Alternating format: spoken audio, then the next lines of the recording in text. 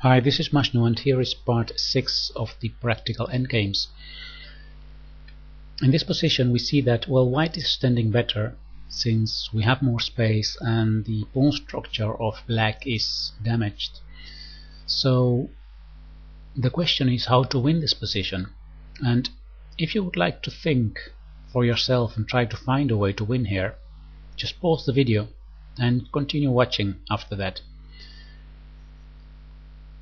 In this position we see on the queen side that black is controlling these important squares a5, b5 and c5, and because of that it's not possible for white to enter into black's position to capture the b6 pawn.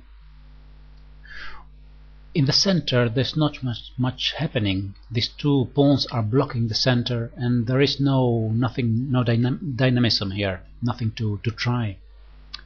And on the king side, well, we have these 3 pawns against 3 pawns, but in this position it's not possible right now to make a breakthrough with these pawns.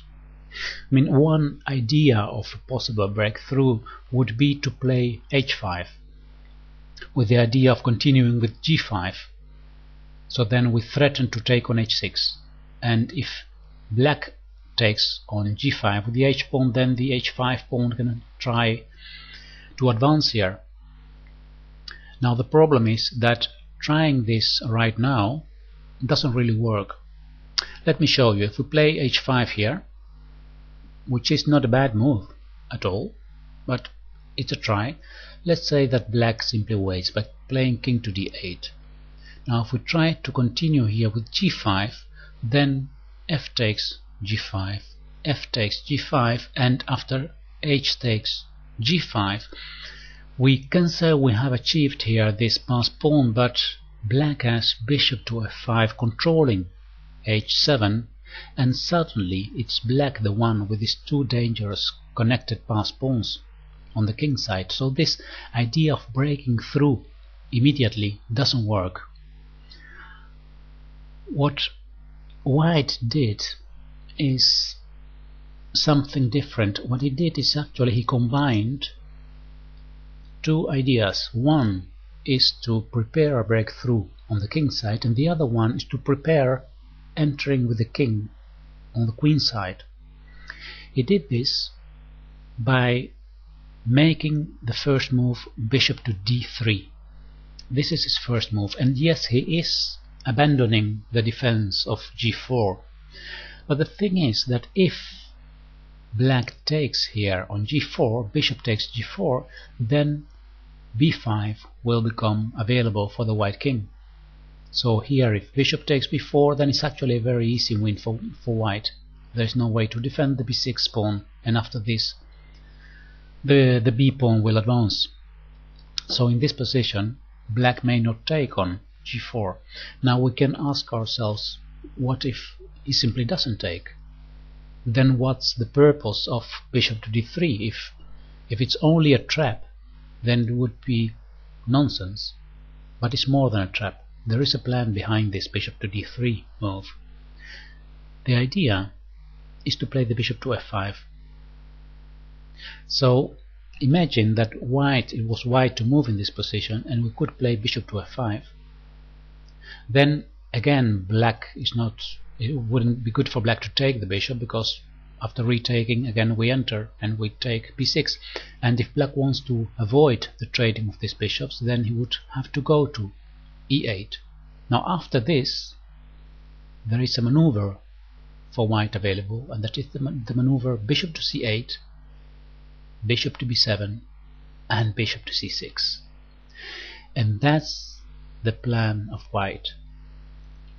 It's not easy to make this plan, and it's absolutely beautiful that the white player here succeeded in thinking about what the ideal position would be for his pieces. And if I go back one move here, he actually already here saw that the ideal position for white was to have this bishop on c6.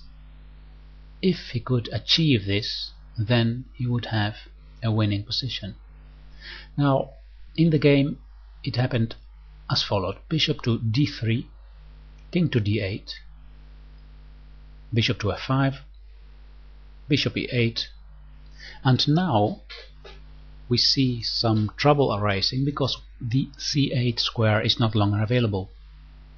So bishop to c8 is not possible right now. But remember the idea of the breakthrough on the king side, playing h5 followed by g5. In the position where it all started, it didn't work because black had this move bishop to f5 controlling h7, remember? Now the bishop is on e8, so now it's the moment to start playing on the king side.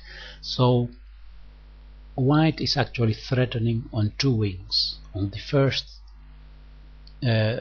idea is to trade these light square bishops to enter and capture b6, and the other idea is to have this breakthrough on the king side. Here black played king to e7. Now let me show you, if black would be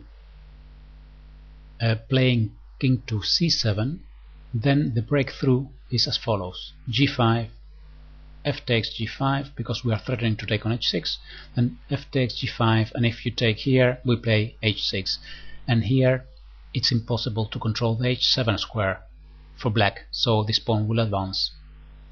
So that's why black is actually forced to here to come closer with his king to the king side, king to e7. Now the breakthrough doesn't work because the king is too close to the king side. He can get to g7 easily.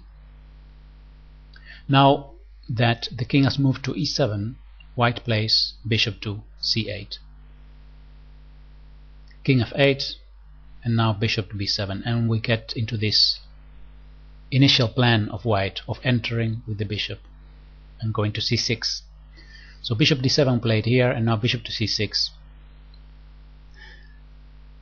This bishop is blocking the control over b5 of black, so the next move will be king to b5, king takes b6. Black played here bishop takes g4, because this is something that we need to calculate with white. What happens if it takes here and then takes on h5?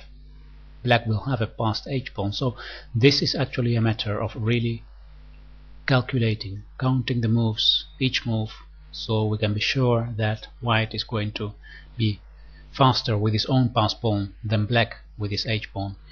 And this is how it continued: king to b5, bishop takes h5, king takes b6, bishop to f3, king to c7, and now black started walking with his pawn with h5, and white took on d6, king takes d6. Here black resigned, and it is correct that black resigns here because it's simply impossible to stop these two passed pawns of white. Let's say he would play h4, then we simply play bishop to d7, controlling the h3 square. If black plays bishop g2, then we advance our own pawn b4, and he continues with h3. We simply take here on h3. After bishop takes, then b5, and it will be impossible for black to stop these two pawns. For example, bishop to c8, king to c7, and we already have a winning position here. The bishop must move away, and then the pawns can start advancing. Now let's return to the position after king takes d6. Another idea would be to play, for example, f5 here to block this diagonal and be able to start advancing with the pawn, but also then simply king to c7, and then after h4 d6, and this d pawn is impossible to stop. Okay, this is quite a rich example of endgame planning. It's actually quite complex in the sense that white is having these two different plans. One is this beautiful maneuver with this bishop.